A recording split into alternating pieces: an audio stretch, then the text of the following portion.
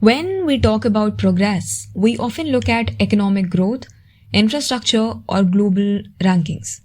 But progress is also measured by something much simpler. Whether a girl can attend school without being punished for her biology. For a long time in India, menstruation was not only a health issue, it became an educational barrier. And when education is disrupted, dignity is the first thing that suffers. This is why the recent judgment of the Supreme Court of India is extremely significant. The court has recognized menstrual health and menstrual hygiene management as a fundamental right protected under the Constitution. This recognition makes it clear that dignity for menstruating people is not optional. It is a constitutional guarantee. The matter came before the Supreme Court through a public interest litigation filed in 2024 by Jaya Thakur, represented by Advocate Varun Thakur. The petition raised three core demands. First, that free sanitary napkins should be provided to girls studying from class 6 to class 12th. Second, that separate toilets for boys and girls should be mandatory in schools. Third, that menstrual hygiene awareness programs should be conducted to address stigma and lack of information. The court examined these demands in the context of constitutional rights. Constitutional basis of the judgment. The Supreme Court held that menstrual health and access to menstrual hygiene management fall within Article 21 of the Constitution. Article 21 guarantees the right to life and personal liberty. Over the years, the court has interpreted this to include the right to live with dignity. In this judgment, the court emphasized that dignity is not an abstract principle. It must be reflected in everyday living conditions, free from humiliation, exclusion, stigma, and avoidable suffering. The court specifically focused on adolescent girls, noting that the lack of menstrual hygiene facilities exposes them to embarrassment, stereotyping, and discrimination. Because of inadequate facilities, many girls are forced to miss school during menstruation. Repeated absence affects learning outcomes and often leads to school dropouts. The situation not only violates Article 21 but also Article 21A, which guarantees the right to education along with the objectives of the Right to Education Act 2009.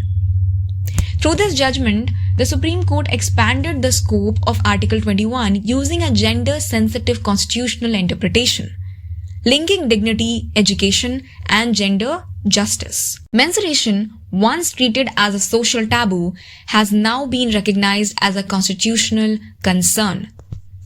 To ensure that this right is implemented in practice, the court issued nationwide and binding directions. Schools, both government and private, in urban and rural areas must provide free oxo-biodegradable sanitary napkins to girl students. These products must be environmentally compliant so that menstrual dignity does not create environmental harm. The court laid down clear infrastructure standards for schools. All schools must ensure separate toilets for girls and boys, disabled-friendly toilets, continuous supply of clean water, functional hand washing facilities with soap, privacy and safety, proper sanitary waste disposal systems. The court specifically directed that disposal bins must be permanently covered to ensure hygienic and safe disposal. These details were provided to avoid ambiguity and ensure effective implementation. To improve accessibility, schools may provide sanitary napkins through vending machines installed inside toilets, designated locations within the school, authorized staff members. In addition, schools must establish proper sanitary waste disposal systems in compliance with solid waste management rules. Schools are encouraged to create menstrual hygiene management corners to ensure dignity and privacy.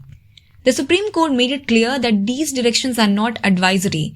Under Article 141, Supreme Court judgments operate as law across the country. Private schools that fail to comply within 3 months may face derecognition under the RTE Act. For government schools, responsibility lies with the state governments. District education officers will conduct regular inspections to monitor compliance. The judgment also focuses on long-term change. The court directed NCERT and SCERT to include menstrual health and puberty, adolescent health concerns, reproductive health issues such as PCOS and PCOD, gender-responsive and stigma-free education. The court also emphasized teacher sanitization, requiring training for both male and female teachers so menstruating students feel supported rather than excluded. The court recognized that menstrual health is not only a dignity issue but also an economic and public health concern. Around 20 to 25% of girls miss school during menstruation, contributing to learning gaps and skill deficits. Female workforce participation in India remains low, which affects national productivity. Poor menstrual hygiene also increases health risks such as infections and adds pressure on public healthcare systems. Ensuring menstrual hygiene therefore supports education, public health, and economic development. By mandating biodegradable sanitary products, the court addressed environmental concerns related to plastic waste. Although education and health are state subjects, the court ensured uniform nationwide implementation with the union government responsible for monitoring compliance. This reflects cooperative federalism with accountability. This judgment is not limited to menstrual health alone. It strengthens dignity, equality, education, public health, environmental responsibility, and gender justice. By recognizing menstrual health as a fundamental right, the Supreme Court has ensured that a biological reality does not become a social or economic disadvantage. This is what meaningful progress looks like.